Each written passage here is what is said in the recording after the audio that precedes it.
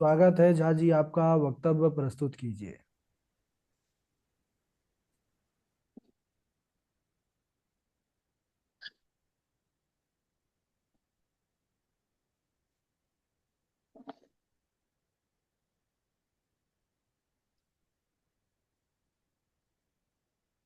स्वस्ति श्री गणेशाय नमः। अस्मद् गुरुभ्यो नमः। अस्मात् परम गुरुभ्यो नमः। अस्मात् सर्व गुरुभ्यो नमः। श्री राधा कृष्णाभ्याम नमः। श्रीमते रामानुजाय नमः।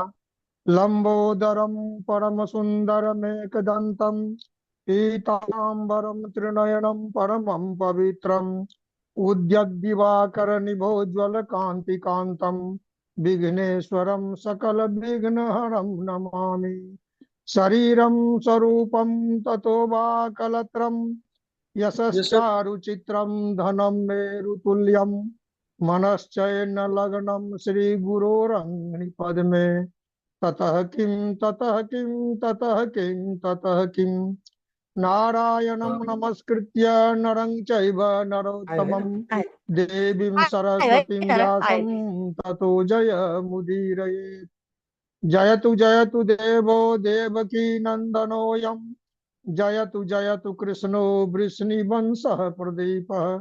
जयतु जयतु मेघश्यामलः कोमलाङ्गः। जयतु जयतु पृथिवी भारनाशो मुकुन्दः।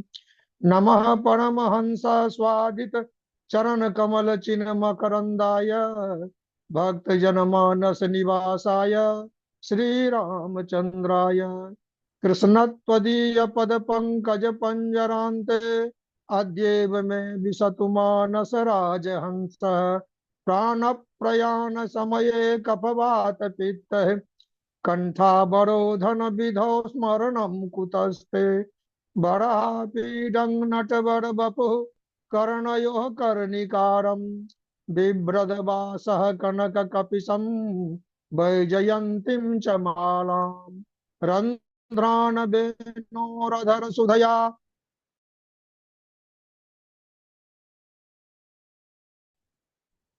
पूरयन् गोपवृन्द प्राविशद्गीतकीर्तिः करतारविन्दे विनिवेशयन्तम् भटस्य पत्रस्य पुटे शयानं बालं मुकुन्दं मनसा स्मरामि। रामाय रामभद्राय रामचन्द्राय वेदसे रघुनाथाय नाथाय सीतायाः पतये नमः। लक्ष्मीनाथ समारंभां नाथयामुनि मध्यमाम् अस्मदाचार्य पर्यन्तां वन्दे श्री गुरु परंपराम्। अंजनानंदनं वीरं जानकी शोकनाशनं कपीशमक्षहन्तारं वन्दे लंका भयंकरम्। जय जय श्री राधा रमण जय जय नवल किशोर जय गोपी चित चोर प्रभु जय जय माखन चोर। मूकं करोति वाचालं पंगुम लंघयते गिरिं यत कृपा तमहं वन्दे परमानंद माधवम। भक्ति भक्त भगवंत गुरु चतुर नाम बपुएत इनके पद बंदन कियो नासत विघ्न अनेक। बोलिए वृंदावन बिहारी लाल की जय। सुखदेव भगवान की जय। भागवत महापुराण की जय। जय जय राधे श्याम। जय जय राधे श्याम। अनंतानंत कोटि ब्रह्मांड नायक अचिंत्य कल्याण गुणगण निधान सर्वेश्वर अनंतानंत कोटि अनंतानंत कोटि ब्रह्मांड नायक अचिंत्य कल्याण गुणगण निधान सर्वेश्वर सर्वाधिपति अकारण कारण अकारण करुणा वरुणालय अकारण कल्य सापहारक परात परम ब्रह्म अनंत कोटि कंदर्प दर्प दलन पटियान निर्गुण निराकार सगुण साकार जगदैक बंधु करुणैक सिंधु सच्चिदानंद घन परमात्मा श्री कृष्ण के युगल चरणों में दास का बारंबार प्रणाम। उनकी आह्लादिनी शक्ति प्राण प्रिया वृषभानु नंदिनी भगवती राधा रानी के युगल चरणों में दास का बारंबार प्रणाम। समुपस्थित भक्तगण, भागवत कथा अनुरागी सज्जनों, मातृशक्ति भगिनी बांधवों एवं सभी कथा श्रवण करने वाले साथियों, सिया राम मैं सब जग जानी, करऊं प्रणाम जोड़ी जुग पानी। मंगलमय परम प्रभु परमात्मा श्री कृष्ण के चरणों में बारंबार मस्तक झुकाते हुए आज का वक्तव्य मैं शुरू करने जा रहा हूँ। सबसे पहले तो हम वक्तव्य प्रारंभ करने से गुरु जी को कोटि कोटि धन्यवाद देना चाहते हैं कि उनके अथक प्रयास से ही हम कुछ बोलने लायक हुए हैं। तो गुरु की तो महती कृपा रहती ही है, और जब तक गुरु की कृपा होती नहीं है तब तक कुछ होता भी नहीं है। अब वक्तव्य में हम आगे बढ़ते हैं। दीर्घकालीन सत्र में दीक्षित होकर शौनकादि ऋषि नैमिषारण्य क्षेत्र में विराजमान है। कथा चल रही है। शौनकादि ऋषियों ने सूत जी से प्रश्न किया कि हे सूत जी, पहले यह तो बताइए, कस्मिन युगे प्रवृत्तेयम् स्थाने वाकेन हेतुना कुतः संचोदितः कृष्ण कृतवान संहिता मुनि। हे सूत जी, सबसे पहले यह बताइए कि किस युग में श्री किस युग में वेद व्यास जी हुए, और वेद व्यास जी ने किनकी प्रेरणा से श्रीमद् भागवत की कथा लिखी। सबसे पहले तो प्रश्न जान करते हैं कि किस युग में वेद व्यास जी हुए और किनकी प्रेरणा से वेद व्यास जी ने श्रीमद् भागवत की कथा लिखी, और श्रीमद् भागवत की कथा जो अभी जन जन तक फैली हुई है, उस कथा के बारे में सूत जी से शौनकादि ऋषि जानना चाहते हैं। शौनकादि शौनक ऋषियों के कुलपति हैं। 88,000 ऋषि के एकमात्र कुलपति शौनक ऋषि हैं। वे बहुत बड़े ज्ञानी हैं, और उन ऋषियों ने ही सूत जी को ऊंचा स्थान दे करके उनसे श्रीमद् भागवत की कथा से संबंधित अपनी जिज्ञासाएं जानना चाह रहे हैं। तो उनके प्रश्नों का उत्तर देने के क्रम में सबसे पहले तो सूत जी प्रश्न की प्रशंसा करते हैं कि हे शौनकादि ऋषियों, आपने जो प्रश्न किया है वह मंगलकारी प्रश्न है। यह प्रश्न तो जन जन के हृदय में उठने वाला है कि वेद व्यास जी किस युग में हुए थे। तो सूत जी उत्तर दे रहे हैं, द्वापरे समनु प्राप्ते तृतीये युग पर्यये जातः पराशराद योगी वासव्याम कलयारे। सूत जी कहते हैं, हे शौनकादि ऋषियों, द्वापर युग आया, सतयुग, त्रेता के बाद जो तीसरा युग है वह द्वापर युग है। और इस द्वापर युग में भगवान वेद व्यास जी का प्रादुर्भाव हुआ। वे वसुपुत्री के गर्भ से और पराशर के संजोग से व्यास जी का प्रादुर्भाव हुआ, और पराशर नंदन वसुदेव जी साक्षात ब्रह्म के अंश से, भगवान श्री हरि के अंश से उत्पन्न लिए हैं। उनके बारे में, उनकी ईश्वरता के बारे में कुछ कहना अनुचित है, क्योंकि वे तो भगवान के अवतारों में से आते हैं। तो भगवान के जितने भी अवतार हैं, उन अवतारों के बारे में किसी प्रकार का संदेह करना उचित नहीं है, क्योंकि महर्षि कृष्ण द्वैपायन महर्षि कृष्ण द्वैपायन, जिन्हें हम वेद व्यास जी के नाम से भी जानते हैं, वेद व्यास क्यों कहलाए? तो उन्होंने वेदों का विस्तार किया था। वेद तो पहले एक ही था, और उसका विस्तार 4 खंडों में किया। यजुर्वेद, ऋग्वेद, सामवेद और अथर्ववेद, 4 खंडों में वेदों का विभाजन किया। वेदों का विभाजन क्यों किया? क्योंकि वेद व्यास जी जानते थे कि दारुण कलयुग आ रहा है, और कलयुग में मानवों की आयु कम हो जाएगी, जिसके चलते वे अल्पमति के भी होंगे।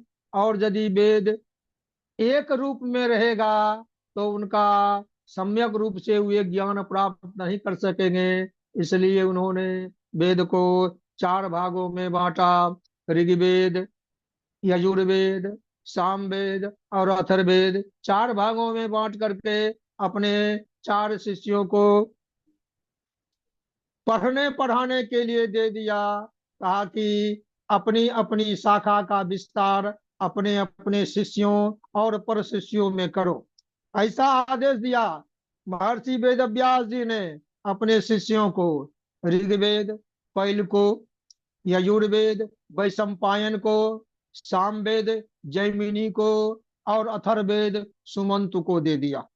तो वेदों का जब विभाजन हो गया, तब उनके मन में एक प्रश्न आया कि वेद पढ़ने के अधिकारी जो लोग हैं, वही तो वेद पढ़ सकते हैं, और शास्त्रों ने जिन्हें वेद पढ़ने का अधिकार नहीं दिया है, उन लोगों की गति कैसे होगी? वे लोग अपने धर्म कर्म को कैसे समझेंगे? जब यह प्रश्न वेद व्यास जी के मन में आया कि जिन्हें वेद पढ़ने का अधिकार शास्त्रों ने नहीं दिया है, उन लोगों का उद्धार कैसे होगा? वे अपने धर्म और अपने कर्म के मर्म को कैसे समझेंगे? तो किनको किनको वेद पढ़ने का अधिकार शास्त्रों ने नहीं दिया है, उसके बारे में कहा गया है। स्त्री शूद्र द्विज बंधु नाम त्रेयी न श्रुति गोचरा, कर्म श्रेयसी मूढ़ानाम श्रेय एवं भवेदिह इति भारतमाख्यानम कृपया मुनिना कृतम। 3 लोगों को वेद पढ़ने का अधिकार शास्त्रों ने नहीं दिया है। वे 3, स्त्री जाति, शूद्र और द्विज बंधु। द्विज का अर्थ ब्राह्मण होता है, लेकिन द्विज बंधु अर्थात वे ब्राह्मण जिन्होंने अपना धर्म कर्म खो दिया है, अर्थात पतित ब्राह्मण को द्विज बंधु कहा गया है। इन तीनों को वेद में प्रवेश पाने का अधिकार नहीं दिया गया है। इन तीनों के उद्धार के लिए भी वेद व्यास जी ने सोचा कि हम तो संसार का मंगल करने के लिए आए हैं, और इन तीनों का मंगल नहीं होगा वेद से, क्योंकि उन्हें वेद में प्रवेश का अधिकार ही नहीं है। उनको भी धर्म और कर्म का समुचित ज्ञान कराने के लिए उन्होंने महाभारत नाम के एक विशाल ग्रंथ की रचना की। महाभारत नाम के एक विशाल ग्रंथ की रचना की, जिसे लक्ष्य संहिता और जय संहिता आदि नामों से भी हम जानते हैं। अर्थात महाभारत को पढ़ने का अधिकार सबों को है। ये 3 जो वेदादि शास्त्रों के अध्ययन से वंचित हैं, वह भी महाभारत को पढ़ करके, कथा को सुन करके, समझ करके अपने धर्म और अपने कर्तव्यों का बोध कर सकते हैं। इसलिए वेद व्यास जी ने वेद पाठ से वंचित लोगों के उद्धार के लिए भी महाभारत की रचना कर दी। और इसके अतिरिक्त 4 वेद, उपनिषद, ब्राह्मण ग्रंथ, अरण्यक आदि शास्त्रों ग्रंथों धर्म ग्रंथों की रचना के बाद 17 पुराण भी वेद व्यास जी ने लिखा, क्योंकि पुराण, इतिहास और पुराण को पढ़ने का अधिकार सबों का है। केवल वेद पढ़ने का अधिकार शास्त्रों ने सबों को नहीं दिया है। क्यों नहीं दिया है, तो ये भी हम समझ रहे हैं, क्योंकि जो अपने धर्म को भली भांति संवहन नहीं कर पाते हैं, वे वेद रूपी कल्प वृक्ष का वहन कैसे कर पाएंगे। इसलिए उन्हें इतिहास पुराण के माध्यम से धर्म की जानकारी पाने का अधिकार मिल गया है। वेदव्यास जी अपने आश्रम सरस्वती नदी के तट पर साम्याप्रास आश्रम में बैठे हुए हैं। वे चिंतन कर रहे हैं कि मैंने मानव कल्याण के लिए वेद का विभाजन किया। उसके बाद जिन्हें वेद पढ़ने का अधिकार प्राप्त नहीं है, उन लोगों के लिए इतिहास पुराण की रचना की। इतिहास पुराणों में भी महाभारत नाम के एक विशाल ग्रंथ की रचना की, जिसे पंचम वेद भी कहा गया है। फिर भी मुझे आत्म संतुष्टि नहीं हो रही है।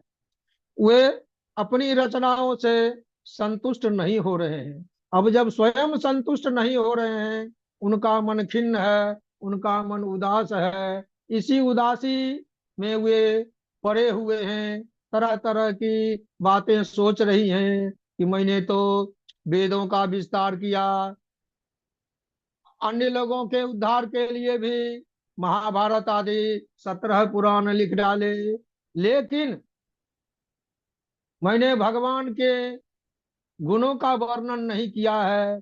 हो सकता है भगवान श्री हरि, भगवान श्री कृष्ण, भगवान वासुदेव के गुणों का वर्णन नहीं करने के कारण मेरा चित्त उदास है। इसी संकल्प विकल्प में, इसी उलझन में फंसकर वेदव्यास जी अपने आसन पर बैठ करके सोच रहे हैं। और इसी चिंतन के समय उनके आश्रम में देवर्षि नारद पहुंचते हैं। देवर्षि नारद को देख करके व्यास जी आसन से उठ जाते हैं और उन्हें आदर सत्कार के साथ आसन पर बैठाते हैं और उन्हें अपने मन की बात बताते हैं। तस्यैवं खिलमात्मानं मन्यमानस्य खिद्यत, तस्यैवं खिलमात्मानं मन्यमानस्य खिद्यत, कृष्णस्य नारदोऽभ्यागाद आश्रमं प्रागुदाहृतम्। जब वेदव्यास जी सोच में पड़े हुए हैं कि मैंने भगवान श्री हरि के गुणों का वर्णन नहीं किया है, इसलिए मुझे आत्म संतुष्टि मिल नहीं रही है, ज्यों ही यह बात वेदव्यास जी के मन में आती है, उसी समय वेदव्यास जी के आश्रम में देवर्षि नारद पहुंच जाते हैं। व्यास जी नारद जी का ससम्मान पूजा करते हैं। तमभिज्ञाय सहसा प्रत्युत्थायागतं मुनि पूजयामास विधिवन् नारदं सुरपूजितम्। सुरपूजितम नारदम, देवताओं से पूजित, देवताओं के द्वारा जिनकी पूजा की जाती है, वैसे देवर्षि नारद की पूजा करके वेदव्यास जी ने पवित्र आसन पर नारद नारद जी को बैठाया। जब नारद जी आसन पर बैठ गए हैं, तो उस समय सूत जी आगे बताते हैं। अथ ते अथ तम सुखमासीनम उपासीनम बृहचर्वा देवर्षि प्राह विप्रर्षिम बीना पानी, बीना पानी असमयन्निव। जब नारद जी आसन पर बैठ जाते हैं, तो सुखदेव जी कहते हैं कि आगे नारद जी वेदव्यास जी से पूछते हैं। आसन पर बैठ जाने के बाद नारद जी वेद व्यास जी से पूछते हैं, क्या पूछते हैं? पराशर्य महाभाग वदता कच्चिदात्मना परितुष्यति शारीर आत्मा मानस एव वा। नारद जी तो मन की बात जान लेते हैं। वेद व्यास जी खिन्न अवस्था में हैं, ये भी समझ जाते हैं। इसलिए नारद जी पूछते हैं कि हे पराशर नंदन, कुशल समाचार तो बताइए। आप शरीर से भी प्रसन्न हैं और मन से भी तो प्रसन्न हैं, अर्थात शारीरिक रूप से भी आप स्वस्थ हैं और मानसिक रूप से भी आप स्वस्थ हैं। लेकिन जब नारद जी ने पूछा कि क्या मानसिक रूप से आप स्वस्थ हैं, तो उत्तर देते हैं कि नहीं, मैं मानसिक रूप से स्वस्थ नहीं हूं। और नारद जी बताते हैं कि आपने तो वेदों का विभाजन किया, 17 पुराण लिख डाले और सबों के उद्धार के लिए महाभारत की भी रचना की, फिर भी आप क्यों उदास हैं? इसका तो कारण आप स्वयं बोल चुके हैं। क्या उनके मन में बात आ चुकी थी? व्यास जी के मन में बात आ चुकी थी अपनी उदासी का कारण। वेद व्यास जी अपनी उदासी का कारण अपने आप कह चुके थे। किंबा भगव किंबा भागवता धर्मा ना प्रायेण निरूपिता प्रिया परमहंसा नाम तएव ही अच्युत प्रिया। क्योंकि वेद व्यास जी अपने मन में सोच चुके थे, मैंने तो बहुत कुछ लिखा, लेकिन भागवत धर्म का निरूपण भागवत धर्म का निरूपण नहीं किया। भगवान श्री हरि, भगवान कृष्ण, वसुदेव नंदन वासुदेव की प्रशंसा मैंने नहीं की, उनकी लीलाओं का वर्णन वर्णन मैंने नहीं किया। हो सकता है यही मेरे उदासी का कारण है। तो नारद जी कहते हैं, आप तो स्वयं स्वीकार कर चुके हैं कि आपके उदासी का कारण क्या है। भवतानुदितं प्रायम यशो भगवतो मलम ये ये नैवासौ तु तुष्येत ये नैवासौ न तुष्येत मन्ये तददर्शनम किलम यथा धर्मादया यथा धर्मादयश्चार्था मुनिवर्यानुकीर्तिता नो तथा वासुदेवस्य महिमा ही अनुवर्णित। हे महामुनि वेद व्यास जी, आपने तो धर्म आदि का तो निरूपण सही ढंग से कर दिया है। आपकी कीर्ति तो फैल रही है, लेकिन आपने वासुदेव की महिमा का वर्णन अभी तक नहीं किया है। यदि वासुदेव की महिमा का वर्णन आप कर दिए होते तो आप शरीर से भी प्रसन्न होते और मन से भी प्रसन्न होते। इसलिए आप शरीर से तो काफी मेहनत कर चुके हैं, लेकिन वासुदेव की महिमा का वर्णन नहीं करने के कारण आपको आत्म संतुष्टि नहीं मिली है। और आपको आत्म संतुष्टि तब मिलेगी जब आप वासुदेव की महिमा का वर्णन, कृष्ण लीला का वर्णन करेंगे, तब आपको संतुष्टि मिल जाएगी। न तद बचस चित्रपट न तद न यद वचश्चित्रपदम हरेर्यशो जगत पवित्रम प्रगृणीत करहिचित् तदबायसं तीर्थ मुसनन्ति मानसा न यत्र हंसा निरमन्त्यु निरमन्त्युषि भक्षया। कह रहा है, तालाब में पानी है, कमल भी है, लेकिन यदि कीचड़ है तो उसमें हंस नहीं रह सकता है। हंस तो मानसरोवर में ही रहता है। लेकिन आपने जो इतनी रचनाएं की है, इतने शास्त्रों को लिखा है, उन शास्त्रों में तो एक शास्त्र की कमी है, और वह क्या है? वह वासुदेव के गुण कीर्तन का वर्णन, यदि उसका वर्णन हो जाता तब तो सोना में सुगंध हो जाता। यही आपके उदासी का कारण है। नारद जी कह रहे हैं कि मैं भी, अभी तो मैं देवर्षि हूँ, लेकिन इससे पहले मेरा भी जन्म कोई उच्च कुल में नहीं हुआ था। मैं भी दासी के पुत्र में था। मैं भी दासी का पुत्र था। श्री हरि की कृपा से, उनके नाम के स्मरण से, उनके गुण कीर्तन करने के कारण ही मैं देवर्षि नारद बना।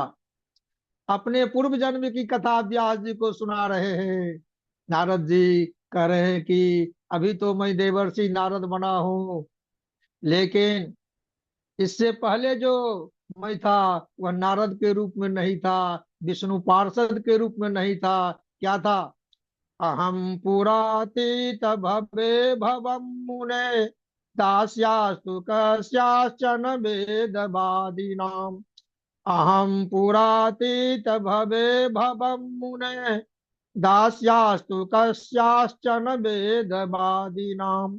निरूपितो बालक एव योगिनाम, शुश्रूषण प्रावृषि निर्विवीक्षिताम।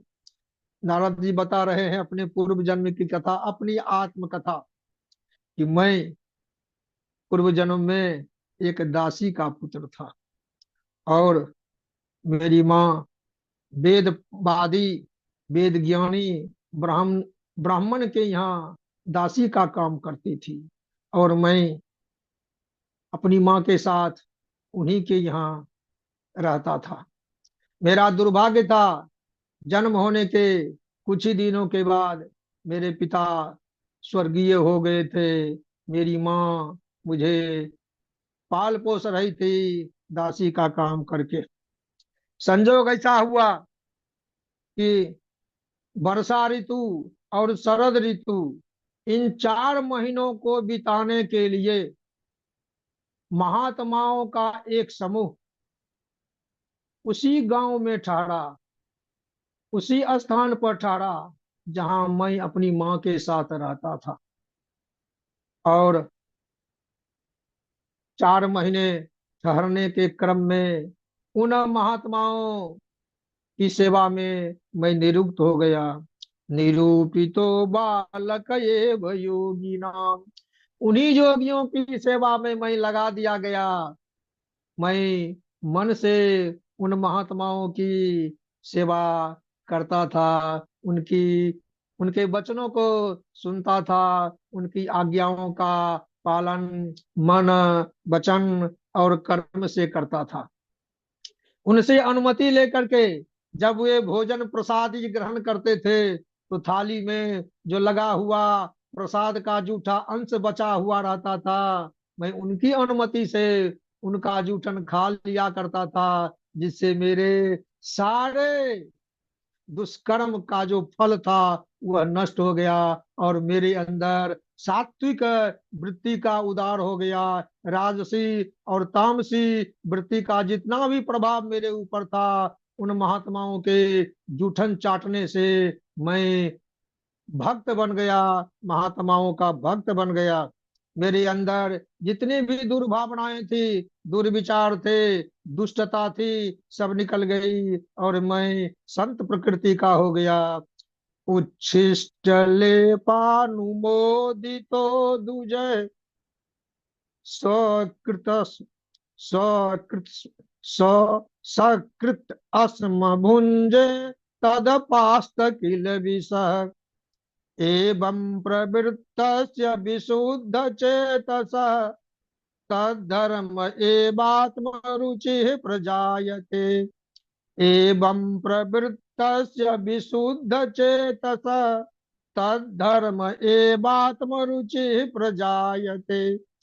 उनके जूठन खाने से मेरे अंदर धार्मिक विचार आ गए, धर्म का विकास हुआ, मेरी बुद्धि शुद्ध हो गई, और मैं शुद्ध बुद्धि से उनकी सेवा करने लगा।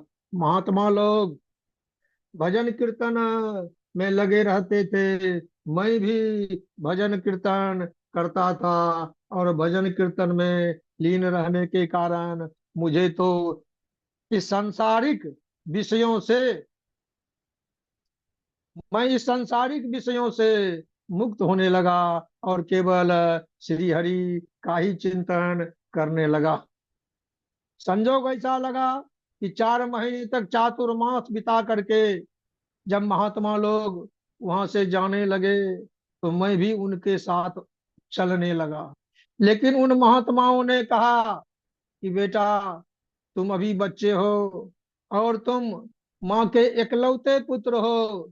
तुम्हारे बिना तुम्हारी माँ कैसे रहेगी? माँ का भी भार तुम्हारे ऊपर है।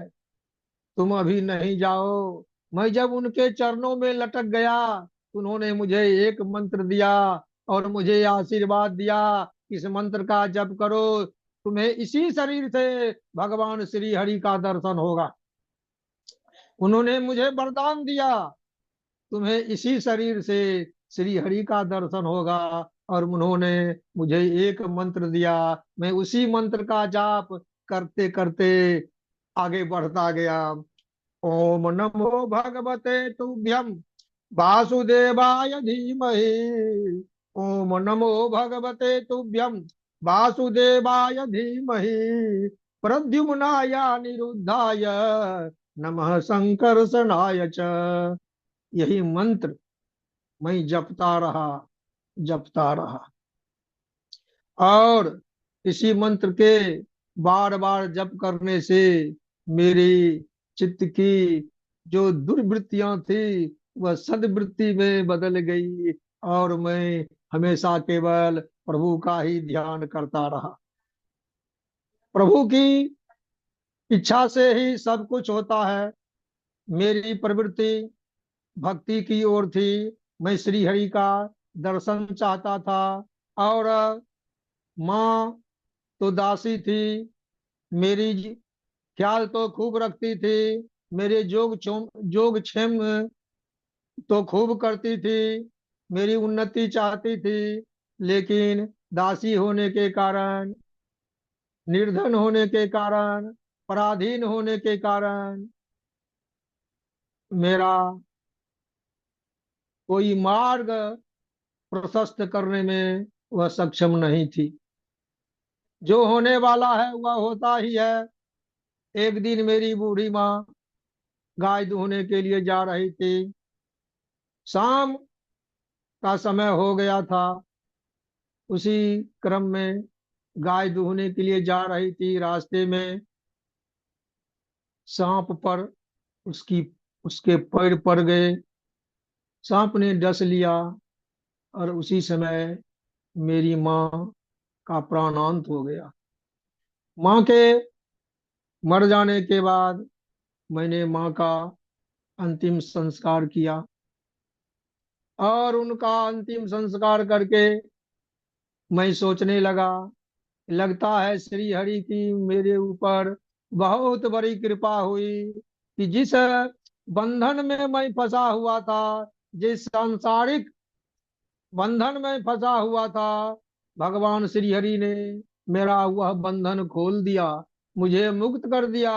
कहा कि तुम अब अपने उद्धार के लिए आगे बढ़ो, अपने उद्धार के लिए आगे बढ़ो। मैं श्री हरि की प्रेरणा से उत्तर दिशा की ओर चल दिया। उत्तर दिशा की ओर चल और चलते चलते चलते जा रहा है।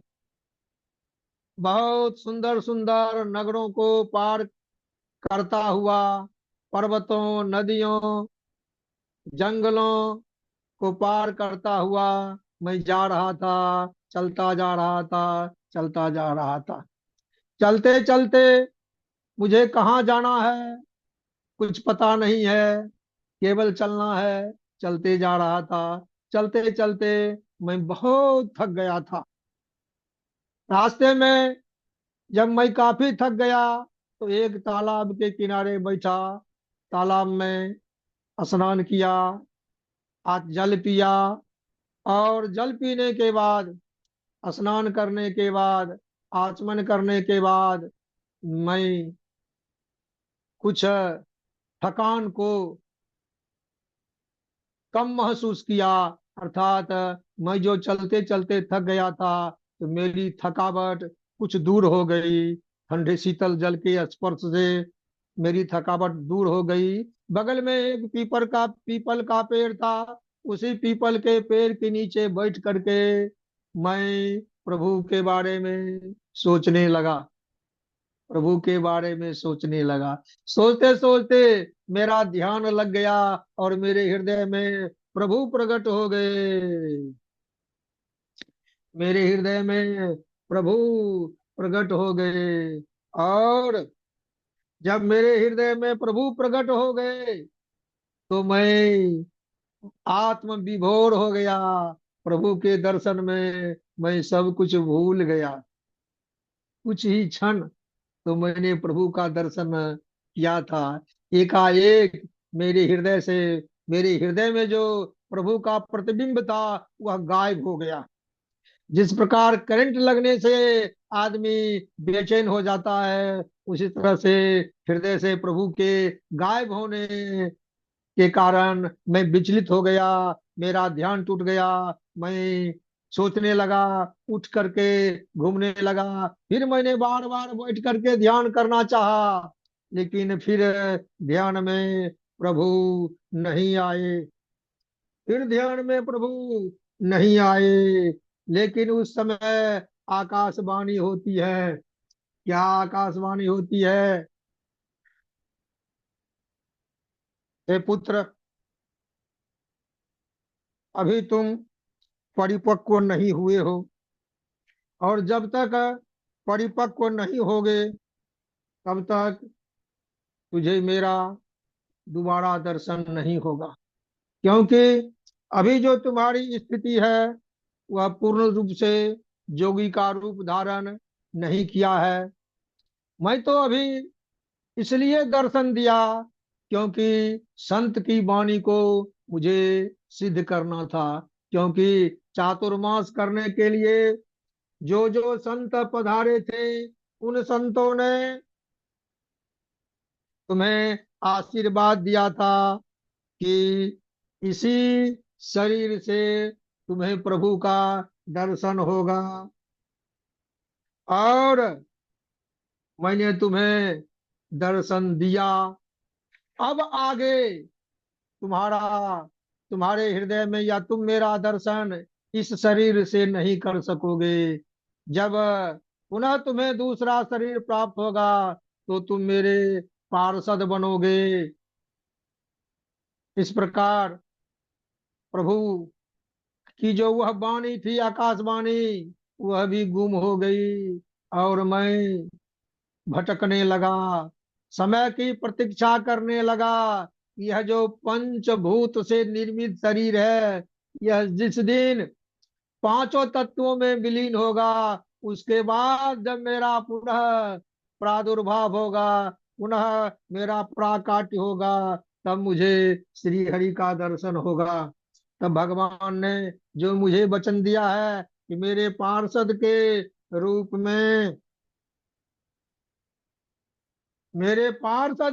में तुम अवतरित हो गए, तो भटकता भटकता रहा, इस शरीर को लेकर के घूमता रहा, काल की प्रतीक्षा करता रहा। क्योंकि काल तो सबको नष्ट कर देता है, लेकिन मुझे तो श्री हरि का वरदान प्राप्त था कि काल भी तुम्हारी स्मृति को नष्ट नहीं कर पाएगा। तुम्हारे पंच भौतिक शरीर को नष्ट करेगा, लेकिन तुम्हारी जो स्मृति है, यादाश्त है, यह बनी रहेगी। यह समाप्त नहीं होगी। पुनः जब कल्प का अंत हुआ, भगवान अपनी माया को समेट करके योग निद्रा में जाने लगे। उस समय मेरा पंच भौतिक शरीर छूट गया, और मैं ब्रह्मा जी के श्वास के साथ भगवान श्री हरि में प्रवेश कर गया। और हजारों चतुर्युगी तक मैं पड़ा रहा। फिर जब भगवान ने सृष्टि करने का विचार किया, तब फिर मैं भगवान के की प्रेरणा से ब्रह्मा जी के मानस पुत्र के रूप में मैं पैदा हुआ। और हे महामुनि वेद व्यास जी, मैं अभी देवर्षि के रूप में हूँ। यह कैसे हुआ? तो यह केवल श्री हरि की कृपा से हुआ, भगवान वासुदेव की कृपा से हुआ। और भगवान वासुदेव की लीलाओं का वर्णन मैं करता रहता हूँ। भगवान ने ही मुझे यह बीना प्रदान की, और इस बीना पर मैं हर हमेशा भगवान के नामों का कीर्तन करता रहता हूँ। भगवान के नाम में भगवान के नाम में बहुत बड़ी शक्ति है, और उनके नाम के स्मरण रूपी शक्ति से ही मैं देवर्षि होकर के संसार में देवों के द्वारा पूजित होता हुआ संसार में विचरण करता रहता हूँ। आप भी भगवान की लीलाओं का वर्णन कीजिए। और जब भगवान की लीलाओं का वर्णन आप करेंगे, तो आपके मन में जो विषाद है, आप जो सोच रहे हैं कि मुझे आत्म संतुष्टि नहीं मिली, इतना परिश्रम करने के बाद भी मैं आत्म यानी मानसिक रूप से खुश नहीं हूँ, यह जो आपकी सोच है, यह सोच मिट जाएगी। आप तो श्री हरि की लीलाओं का वर्णन करें। इस प्रकार वेद व्यास जी को उपदेश दे करके नारद जी वहां से चलने लगे। चलने के समय नारद जी ने वेद व्यास जी को चतुश्लोकी भागवत सुनाया। और भागवत को सुना करके वेद व्यास जी से कहा, हे महामुनि, आप श्री हरि भगवान वासुदेव की लीलाओं का वर्णन करें। उनके वर्णन करने से तो प्रत्येक जीव का उद्धार हो जाता है।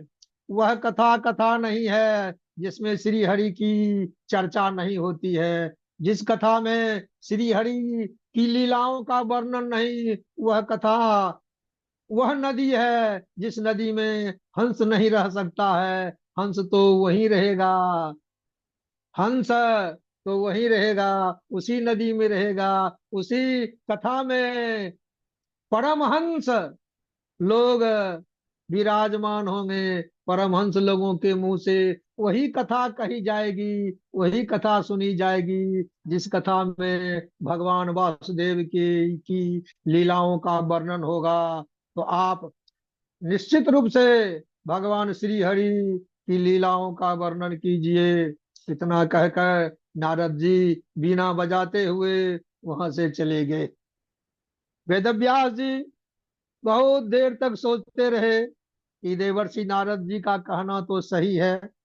मैंने मेहनत तो किया, वेदादि शास्त्रों की रचना तो की, लेकिन भगवान श्री हरि के गुणों का वर्णन करते हुए कोई स्वतंत्र शास्त्र की रचना नहीं की, जिसमें केवल भगवान श्री हरि की, भगवान श्री कृष्ण की लीलाओं का वर्णन है। उन्होंने ध्यान किया, और सरस्वती नदी के तट पर साम्यापरास नामक स्थान जो उनका आश्रम है, वहां बैठ जाते हैं। और बैठ करके भगवान वासुदेव की लीलाओं का वर्णन करने लगते हैं। भगवान श्री कृष्ण की दिव्य गुणों और दिव्य कर्मों का वर्णन करते हैं। और एक जो महापुराण, जिसे श्रीमद् भागवत महापुराण कहते हैं, की रचना कर डाली। श्रीमद् भागवत महापुराण की रचना कर डाली। श्रीमद् भागवत महापुराण, भागवत, भागवत का तात्पर्य है भगवत श्री कृष्णस्य चरित्रम इति भागवतम, भगवत्या राधाया गुप्तम चरित्रम इति भागवतम। अर्थात भगवान की लीलाओं का सर्वोत्तम शास्त्र ग्रंथ श्रीमद् भागवत महापुराण की रचना कर डाली। और यह श्रीमद् भागवत महापुराण वेद व्यास जी की नजरों में परमहंसी कथा हुई। परमहंसी कथा, इसलिए प्रत्येक अध्याय में लिखा हुआ रहता है पारमहंस्याम कथायाम, यह परमहंसी कथा है। परमहंसी कथा को कोई परमहंस ही पढ़ सकता है। तो परमहंसी कथा को कोई परमहंस ही पढ़ सकता है। तो परमहंस है कौन? उन्हें एकाएक याद आया कि जन्म के साथ ही जिसने माया जाल को काट करके तपस्या के लिए जंगल भाग गए थे, वो कौन? सुखदेव जी, जो वेद व्यास जी के पुत्र हैं। उन्हें अपने पुत्र का स्मरण आया। यह जो पारमहंसी संहिता है, यह जो पारमहंसी संहिता है, इस पारमहंसी संहिता का अधिकारी तो मेरा पुत्र सुखदेव ही है। तो उन्होंने अपने पुत्र सुखदेव को ही सबसे पहले श्रीमद् भागवत की कथा सुनाने का विचार किया। लेकिन भागवत की कथा सुनाने का विचार किया तो शौनकादि ऋषि सूत जी से पूछते हैं कि हे सूत जी, सु, सुखदेव जी तो आत्मा राम है, वे कैसे भागवत की कथा सुनने के, सीखने के लिए, पढ़ने के लिए पिताजी के पास आ गए? वे तो जन्म लेने के बाद ही संसार को असार समझ करके भगवत भजन में चले गए थे। वे तो निष्काम भक्त थे, वे काम क्रोध लोभ मोह सबसे मुक्त थे, तो फिर कैसे आए? तो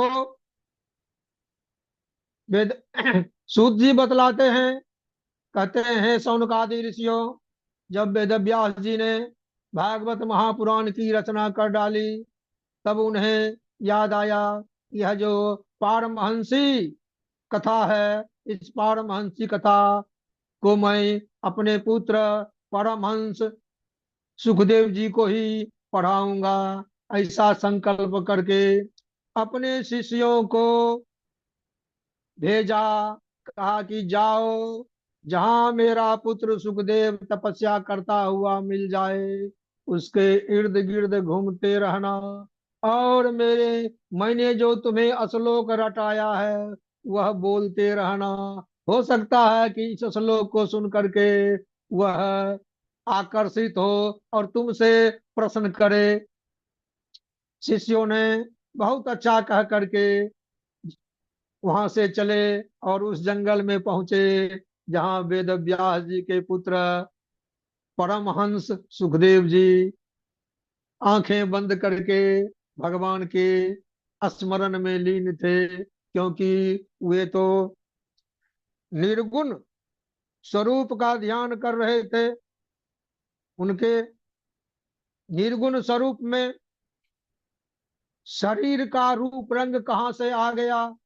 क्योंकि वेद व्यास जी के शिष्य उस श्लोक को बांचने लगे जिसमें भगवान की सुंदरता का वर्णन है। श्लोक है, बरहापीडम नटवर बपु कर्णयो कर्णिकारम बिभ्रद बासः कनक कपिशम वैजयंतीम च मालाम रंध्रान बेनोरधर सुधया पूरयन गोप वृंद वृंदारण्यम सपदि रमणम।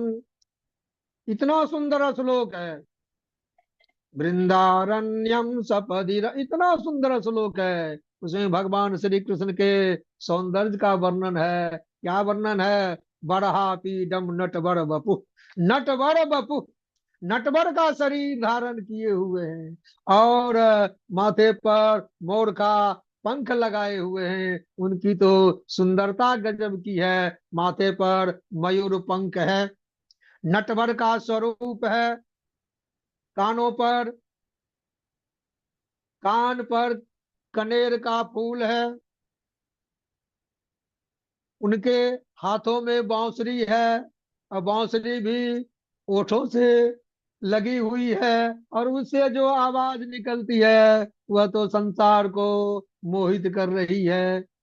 तो भगवान के इस सौंदर्य का वर्णन जब शिष्य सुखदेव जी के सामने में करते हैं, श्लोक को बार बार पढ़ते हैं। बरहापीडम नटवर बपु कर्णयो कर्णिकारम बिभ्रद बास, बिभ्रद बास, श्लोक को पढ़ रहे हैं। बिभ्रद बास कनक कपिशंभ जयंतीम च मालाम रंध्रान बेनोरधर सुधया पूरयन गोप वृंद वृंदारण्यम सपदि रमणम प्राविशद गीत कीर्ति। और वृंदावन के जंगल में बांसुरी बजाते हुए घूम रहे हैं, और उनकी बांसुरी के आवाज से जितने भी जीव जंतु हैं सभी प्रसन्न हो रहे हैं। उनका जो मनमोहक सौंदर्य है वह तो सबको रिझाने वाला है। इस प्रकार महामुनि सुखदेव जी ने सुना, इतना सुंदर प्रभु। फिर सोचा कि हो सकता है सुंदर लोग होते हैं, लेकिन शरीर से सुंदर हैं, भीतर से सुंदर हैं कि नहीं है इसको कौन जानता है। शरीर तो उनका बहुत सुंदर है, हाव भाव बहुत सुंदर है, दूसरों को रिझाने में समर्थ है, बांसुरी बजाने में माहिर हैं, लेकिन ये तो आंतरिक सुंदरता है नहीं।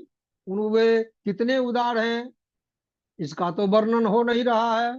वे अनमनस्क भाव से बैठे रहे। शिष्यों ने पुनः दूसरा श्लोक कहा, भगवान की उदारता का वर्णन करने वाला श्लोक।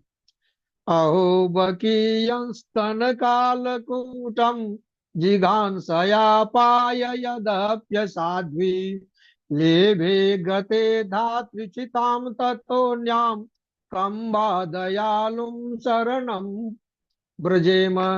इसमें भगवान श्री कृष्ण की दयालुता का वर्णन है।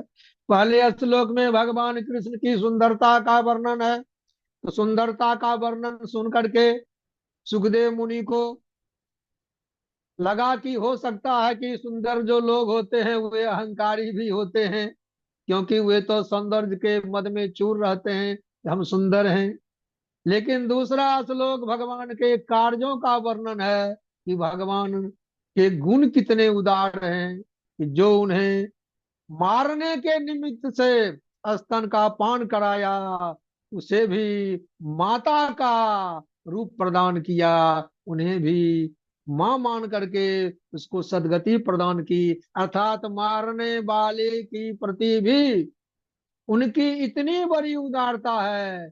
उन्होंने क्या कहा कि इसने तो मुझे अपने स्तन का पान कराया है, और स्तन का पान तो अपने पुत्र को ही कराया जाता है, अथवा पुत्र मान करके कराया जाता है। इस पूतना ने तो मुझे अपना दूध पिलाया, भले ही उसका उद्देश्य जो हो, लेकिन उसे तो माँ का रूप धारण करना पड़ा, स्तन पान कराना पड़ा। भगवान कृष्ण ने बचपन की बालपन बहुत छोटे थे उसी समय उन्होंने ऐसा कर्म कर दिया, क्योंकि उसे माँ का रूप प्रदान किया, और उन्हें माँ का रूप प्रदान करके मुक्ति प्रदान कर दी। तो भगवान इतने उदार हैं, भगवान के कर्म इतने अच्छे हैं। जब सौंदर्य भी अच्छा है और कर्म भी अच्छे हैं, तो एक साथ मणिकंचन का संजोग सुखदेव मुनि को दिखाई दिया कि मणि भी है, मणिकंचन का संजोग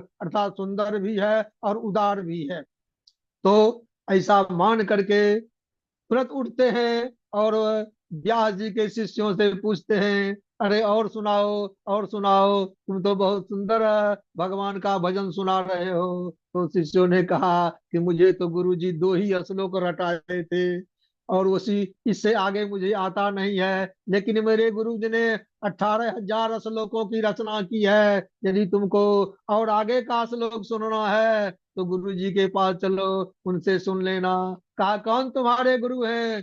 कहा कि महर्षि कृष्ण द्वैपायन व्यास जी मेरे गुरु हैं। बहुत प्रसन्न होते हैं, वे तो मेरे पिता भी हैं, दौड़े दौड़े अपने पिता के पास जाते हैं और उनका शिष्यत्व स्वीकार करते हैं। और वेद व्यास जी ने अपने परमहंस पुत्र सुखदेव महामुनि को पारमहंसी संहिता श्रीमद् भागवत महापुराण का अध्ययन कराया है। और उन श्रीमद् भागवत महापुराण का अध्ययन योग्य छात्र को कराया, पारमहंसी संहिता को परमहंस सुखदेव को कराया, जो इस शास्त्र का असली उत्तराधिकारी था। और सुखदेव मुनि ने यह कथा परीक्षित जी को सुनाई, और वहीं से यह कथा संसार में प्रचलित हुई। जिस समय सुखदेव जी परीक्षित जी को कथा सुना रहे थे, उस समय सूत जी भी वहां बैठे हुए थे, उन्होंने भी कथा सुनाई।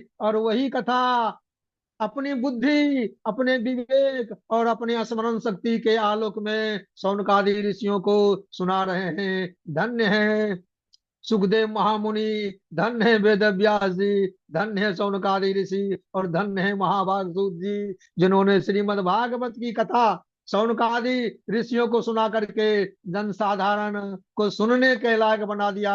बोल दे वृंदावन बिहारी लाल की जय, सुखदेव भगवान की जय, भागवत महापुराण की जय, महामुनि वेद व्यास जी की जय, सब संतन की जय। जय जय श्री राधे, जय जय श्री राधे, जय जय श्री राधे। अगले अरे वक्तव्य में इससे बहुत सुंदर। इससे अरे इससे आगे आपका तो बिल्कुल कमाल है भाई। आपका तो जो है बिल्कुल धारा प्रवाह, और जो है इतना बढ़िया। और सबसे बड़ी बात है कि आप श्लोक लेकर के चलते हैं तो बड़ा आनंद आता है।